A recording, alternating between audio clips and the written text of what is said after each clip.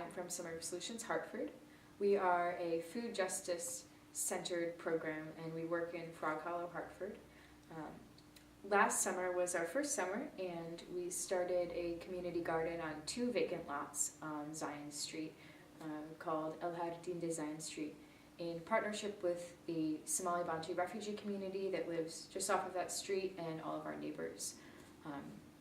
And we had some founding organizational partners in the project, and those were Hartford Areas Rally Together, and Sina, who is giving us the land, and Knox Parks, Hartford Food Systems, all of these places that were a lot of help in helping us to put together the first year of this project. So next year we are expanding. We're increasing the number of participants, the number of program leaders, and hopefully the number of gardens. So we are trying to add 2 gardens next summer. And the long-term vision for the community gardens is to have all of these different locations where community members are growing food in their own 4x8 plots that are really spaces of community, green space, open space, safe space, for kids to play, for people to hang out, whether or not they have a plot that's really a positive environment. And then we want to run programming involving people from every location, so that you're building more of a coalition of people getting involved in local food, getting involved in urban agriculture in the neighborhood. And some of the ways that we're going to do that are holding weekly potlucks every Saturday or Sunday where lots of people can come, whether they have plots or not, and come and share food together. Last summer we ran an arts week where we did art activities every night that were free, open to the public. We tried to do 6 days of programming and we had thunderstorms 3 of the days, so that's one of the downsides of doing outdoor work. But the 3 days we did have were great, and we did mural painting and painted murals and made cement garden stone things with kids, and did graffiti so that people could graffiti their boxes. That's a really cool element to the visual of the garden, and so we're going to be expanding that type of programming next year. And also last summer we ran a 1-week free kids camp in August, and that was based in the garden for part of the day and a community center for part of the day that had a playground and a field for lots of running around. And so we're looking to do that again next summer, and eventually, if you're thinking about having all of these different locations where people are growing food together, also having all of their kids going to summer camp together, and building a larger community that way.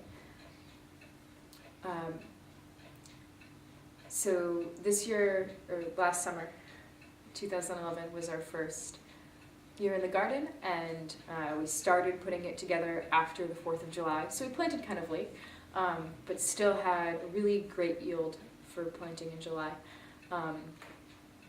assisted by a warmer fall than we were expecting. But we're really looking forward to getting a head start next summer, and eventually we're looking to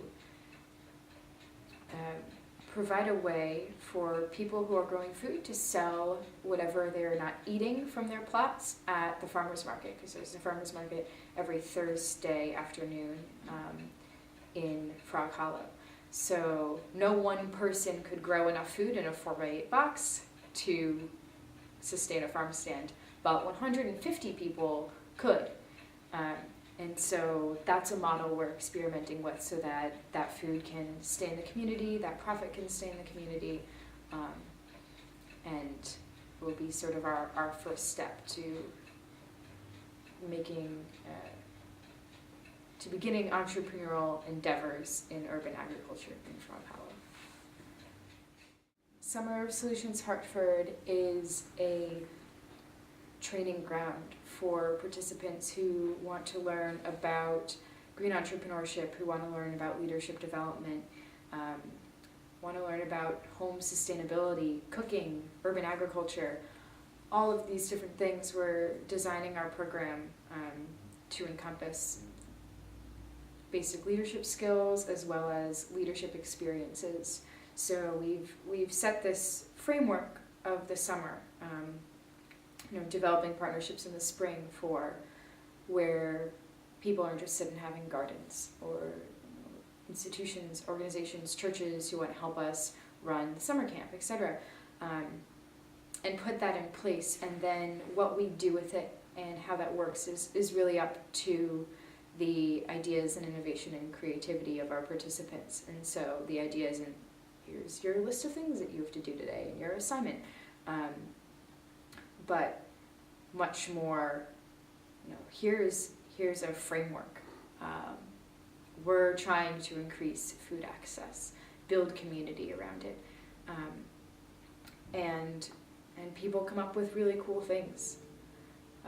We had participants designing curriculum for summer camp last summer, putting on workshops at Art Week, and it's those kinds of opportunities that really make the program unique and make the summer what it is. We're going to have skill shares, people teaching each other home sustainability skills. So experimenting as a group with how do we grow food in our windows? Can we put stuff on our roof? What do we do in our front yard? How do you make bread? How do you make cheese? And cooking and sharing food together, which I think is a really powerful and beautiful part of healthy communities. So you should apply to be a participant. Applications opened January 14th and are open until sometime in the end of April. And we are really excited for the second year of our program and what we're going to accomplish this summer. So every year Grand Aspirations has 2 gatherings, one in January, and those are regional. So this year we had Oakland, Chicago, and West Virginia. And then an August gathering that's national, so everyone goes to one place. And so my introduction to the organization really, and my first gathering was last January, 1 mile away from here at the United Methodist Church of Rogers Park. And that's where I met people from all across the country who were doing this work, got my first experience in leadership training and program development and budgeting and all of these crazy things I had never really thought about before, and certainly never tried before. And it was really a formative experience. Not only because I got to learn the basics of all this and sort of the ropes of organizing and Grand Aspirations, but also because I got to meet really incredible young people who were doing work like this all across the country, and hear their stories and what brought them to this work and what sustained them in it. And that was really powerful, because it can be really challenging to think about. I'm really into food justice, and it can be challenging to think about the whole scope of our food system and the global food system and everything that's wrong with it. And add on top of that energy systems and transportation systems and community development and everything else that Summer Solutions programs are working on. And when you think about the whole scope of it, it's kind of terrifying. And so when you're working on it with that mindset, it can feel really overpowering. But when you know that you're part of a network that's part of a network of people who are working on this stuff all across the country and all across the world in all these different really unique and innovative ways, that's cool. And it makes it a lot better, not just in a theoretical sense, but in a, I'm curious about how to run a summer camp And how do you teach agriculture and nutrition to children ages 3 to 12 at the same time? And you can call SOS Chicago, who's been doing it, and say, what has your experience been in this? And then Middleton, Wisconsin wants to do something similar, and we can say, well, now I've done it for a year, Chicago's done it for a few years, and we're sharing information, and oh, we also know someone who's doing something similar in Chicago, and they have this other database of the lessons that they've taught. It makes a really cool network. And so becoming a part of that last January was really cool.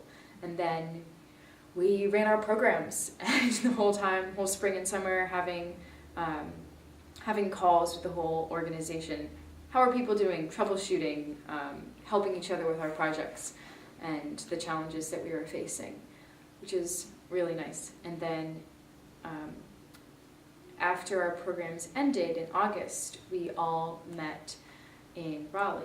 I don't know how many people were at that conference, at that gathering, but it was huge, and there were program leaders and participants from, I think every program but one was able to make it, so people traveled from Oakland, just all over the place, to come together and, one, celebrate the summer, and also share our experiences, share best practices, think about where the organization should go next, and introduce a whole new group of people, the participants from every program that we brought with us, to what the national organizational structure is. And that was, it was nice to end the summer with coming together and re-energizing and getting new ideas for where our program was going to go next year, because really it took 3 weeks to get settled at school and then started planning again. Not even, as I think our first grant was due in September. But it's really re-energizing to get back together as a team. And now we're here in January again, and it's 1 year from when I got involved in the organization, and I'm on the program support team this year, so I'm leading trainings that I heard for the first time last year. And that's pretty cool. It's kind of crazy when I think about it that way, but it's been a really empowering experience to be a part of this community where opportunities to do stuff like this exist.